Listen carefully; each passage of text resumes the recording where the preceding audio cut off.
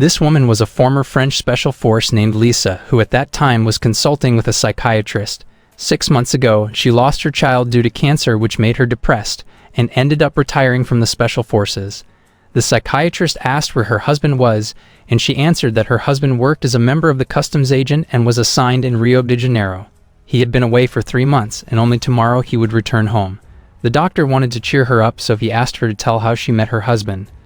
Lisa explained that she and her husband once carried out a joint mission against terrorists.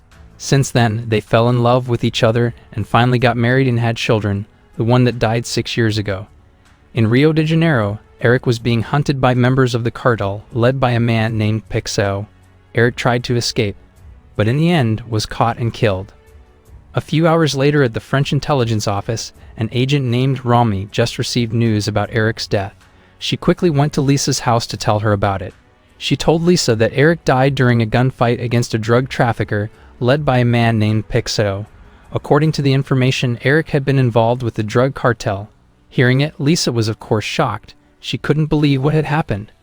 Romy said that the next morning she would take her to Brazil to identify the body because Eric's body was still undergoing an autopsy in Brazil and couldn't be brought home. After Romy left, Lisa tried to confirm Eric's news and about Pixel on the internet. That evening, Lisa became more depressed because not only her son had left, but her husband also left her. This feeling of depression made her so desperate she wanted to end her life, but fortunately, she wasn't brave enough to do it. Then she accidentally found Eric's sleeping pill, which was produced by a pharmaceutical company called ADA. So she took a massive dose of it, hoping that she could die. The next morning, Lisa, who thought she was going to die, woke up after hearing her phone ringing. Lisa looked surprised because she was supposed to be dead, but turned out just fine with a bit of a headache. After that, she answered the phone from Romy, asking her to get ready because in 2 hours they would leave for Rio de Janeiro. Long story short, Lisa and Romy had arrived in Brazil and they both went straight to the autopsy room. Before checking Eric's body, one of the agents gave Eric's important things to Lisa, such as his wedding ring, wallet, and broken cell phone. When Lisa saw Eric, she was utterly shocked because Eric had many gunshot wounds all over his body. The next day at the hotel, Lisa checked Eric's damaged cell phone to find out all the contents. After successfully hacking into it, she found a video explaining medicines from VDA Pharmaceutical Company that the company had falsified many drugs in circulation and made billions in profits. Not only that, she also found a lot of emails discussing the company. She immediately remembered the sleeping pill from the VDA company that she took, and the drug had absolutely no effect on her. She was suspicious that Eric was killed not because of a dispute with the cartel, but because he was uncovering crimes the company tried to hide. In the afternoon, Romy was going to return to France while Lisa decided to stay in Brazil for a while, saying that she would return when her husband's autopsy had finished. After that, she wore a Kali necklace, the goddess of destruction, as a sign that she wanted revenge. The next day, Lisa went to the police station to ask about the continuation of her husband's case. The police there explained that there was always a murder case every 9 minutes in Brazil, so the police couldn't just focus on finding the perpetrator who killed Eric. The police also said that they were still hunting for Pixel, the cartel leader who they suspected had killed Eric. When Lisa was about to leave, she secretly took a photo of Pixel because she was planning to look for the man herself. After that, she went to a rent house to rent while she was in Brazil. In the morning, Lisa accidentally saw an armed dealer selling drugs to someone. She came down and approached the dealer, asking where she could buy weapons. The dealer, who knew that Lisa had money, immediately took her to an illegal weapon dealer under the guise of a tailor. The one who was the leader there asked Lisa how much money she had. After Lisa took out a wad of cash, the woman immediately ordered her aide to take out some weapons, but when she saw Lisa's behavior, she suspected that Lisa was a police officer, so she ordered her aide to attack Lisa. When her aides had been paralyzed, Lisa asked where she could meet Pixel. The woman finally told her that Pixel was the leader of the cartel and was from the eastern part of the city, and she could find him there. A few hours later, Lisa bought a car and went to look for Pixel. Upon arrival, Lisa immediately asked the residents where Pixel was. However, Pixel was a very respected person there, so not a single person wanted to tell her until she asked a woman who was carrying her child. The woman who had previously been beaten by Pixel immediately told her where Pixel usually hung out. Lisa finally found Pixel, but she chose to remain silent and followed Pixel to a nightclub. When she got there, she approached Pixel and gave him a photo. When Pixo looked at it, it turned out that it was his photo, so he asked why she came to him. Lisa quickly took out a grenade and threatened Pixo to tell him about Eric's death, but Pixo refused and instead ordered his men to attack Lisa. In the end, Lisa succeeded in eliminating all of Pixo's men and cornered Pixo. Lisa again asked why Pixo finished off Eric, but the man insisted on not telling her. Only after being tortured, he wanted to tell her everything. It turned out that he was ordered by someone to slander Eric by putting a large amount of drugs in Eric's pocket, so that everyone thought that Eric was involved in the circulation of drugs. Hearing this, Lisa asked who had ordered him. Pixo said that the person was a police inspector named Louis. After getting this information, Lisa took his cell phone and then, without hesitation, killed him. On the other hand, in a police station, Louis got a call from Pixo, so he rushed out of the office to pick up the phone outside. When he was outside, Louis picked it up, but it turned out it was just a trick by Lisa so that she would know her next target. After that, she secretly followed Louis to find out where he lived. The next day, when Louis left his house, a little beggar asked him for money. Louis, who felt uncomfortable, immediately told the beggar to leave, but instead he was being thrown dirt. Louis then chased the little boy to an abandoned building and was trapped inside. He realized that the room was filled with petrol, and at the same time, Lisa appeared and approached him. It turned out that she paid the boy to be able to trap Louis. She then took out a lighter while asking why Louis wanted Eric's death. Louis, who was afraid, finally said that he was only ordered by someone named Arturo, a businessman who owned an escort service for rich people. Meanwhile, the reason why he helped Arturo was because Arturo often gave funding to the police. Lisa asked for Louis's cell phone so that she could contact Arturo. After being given the cell phone, Lisa threw the lighter to ignite the fire and killed Louis as a form of revenge. In the evening, Lisa investigated Arturo and then contacted him, pretending to hire the services of his company. The next day, Lisa went to Arturo's company dressed like a rich person. Arturo's assistant immediately told Lisa to go to Arturo's office because her name was on Arturo's meeting list. In short, she finally met Arturo. She saw Arturo's office, which had lots of fishing rods and hooks because he liked fishing.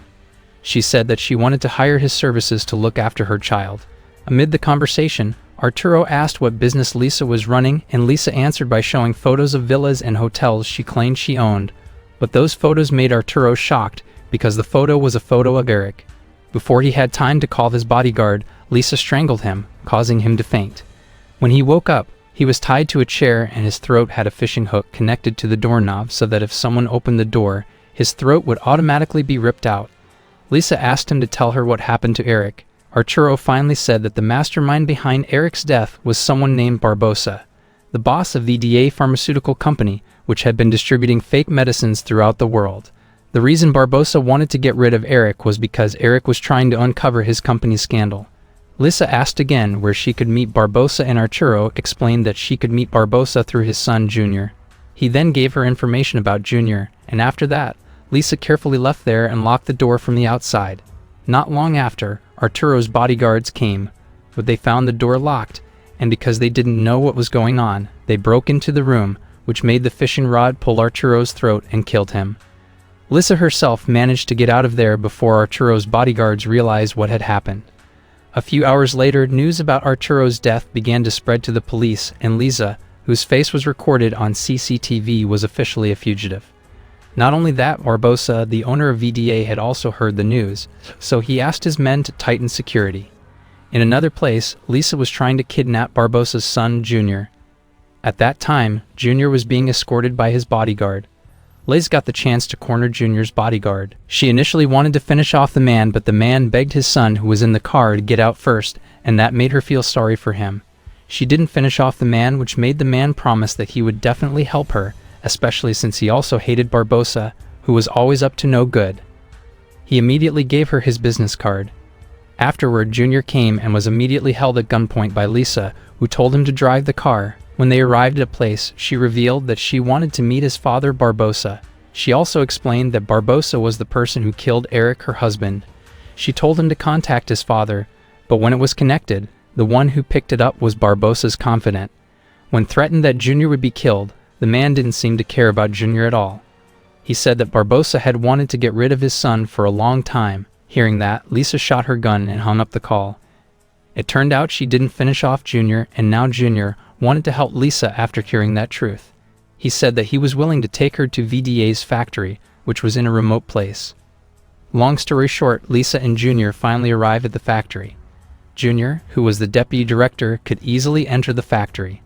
Lisa immediately planted a bomb before they explored the factory. Not long after, one of the guarding mercenaries realized that Junior had taken Lisa, who was a fugitive, around the factory. Meanwhile, Junior explained to Lisa that the factory was protected by the Minister of Health so that his father could distribute his medicine throughout the country. Junior also explained that his father enslaved villagers and children to work and was supervised directly by armed mercenaries. When Lisa and Junior entered the packing room, they were stopped by one of the mercenaries, so without hesitation, Lisa killed him. After that, she asked all the villagers to quickly leave the factory and then finished another guard. She then blew up every room there with a grenade. A war finally broke out between Lisa and the mercenaries. Unfortunately, in this incident, Junior was shot. Junior, who felt he wouldn't survive, asked Lisa to give him a grenade and told her to leave as quickly as possible. When the guards approached him after Lisa left, he detonated the grenade and killed the guards. Not long after that, Lisa suddenly remembered her late husband and child who had died and decided to press the trigger on the bomb so that it exploded with her. After a few moments, the villagers gathered to approach Lisa, hoping that she could be saved. They immediately took her to one of the residents' houses. In short, Lisa was accommodated by a woman and her daughter, who then called the village shaman to treat her. When the shaman examined her, she realized that Lisa was pregnant. She started chanting some spells while giving Lisa a potion. Meanwhile, in her subconscious, Lisa dreamed of meeting Eric and her son, but when she was about to approach them, suddenly she saw herself being pregnant. Lisa finally woke up after 12 hours of fainting. She looked disappointed because she found herself still alive. The shaman immediately told her that she was pregnant and maybe that was why she was destined to stay alive. A few days later, Lisa had gotten better and was walking around the village. She met residents whose skin and bodies looked deformed. It turned out that some of the residents there had been forced by Barbosa to test drugs from the factory. After that, Lisa tried to contact Romy and immediately told her what had happened, including herself, who had become a fugitive in Brazil. Romy took the initiative to send troops to pick her up. On the other hand, Barbosa ordered his men to send more mercenaries to catch Lisa before she ran away from Brazil. Lisa was asked by Romy to get ready because an agent from France would take her to the extraction point, and soon after, she was approached by an agent named Richard who was going to take her. But before that, she didn't forget to thank the woman and her daughter because they were the ones who treated her. After she left, the village was visited by mercenaries ordered by Barbosa. The leader asked them where Lisa was, and one of the villagers who was scared told the woman to tell the mercenaries where Lisa was. The woman, whose daughter was threatened, was forced to tell the location. 5 hours later, Lisa and Richard arrived at the pickup point, but Barbosa's sniper who was on guard there attacked them. Luckily, the pickup team arrived and immediately eliminated the sniper. But when the team landed, the mercenaries came and bombarded them. After finishing off the team, the mercenary leader challenged Lisa to a duel, but this was of course a big mistake because Lisa could finish him off very easily. Not long after that, 2 more helicopters arrived to take Lisa home. Long story short, Lisa had arrived in her country and was immediately greeted by Romy. A few days later, Barbosa was watching the news about the Minister of Health being arrested and would be tried. In that news, the government had officially made Barbosa a fugitive. Suddenly, Lisa made a video call to him. She said that he would not be able to escape from punishment, but with a smile, Barbosa explained that she would not be able to do anything to him. Lisa answered that it was not her who would finish him off, and suddenly, the guard in front of him shot him dead. It turned out that he was Junior's bodyguard, who had promised to help Lisa. Several years later, Lisa lived with her daughter who had grown up. Suddenly, she Eric, her husband, smiling at her and their daughter.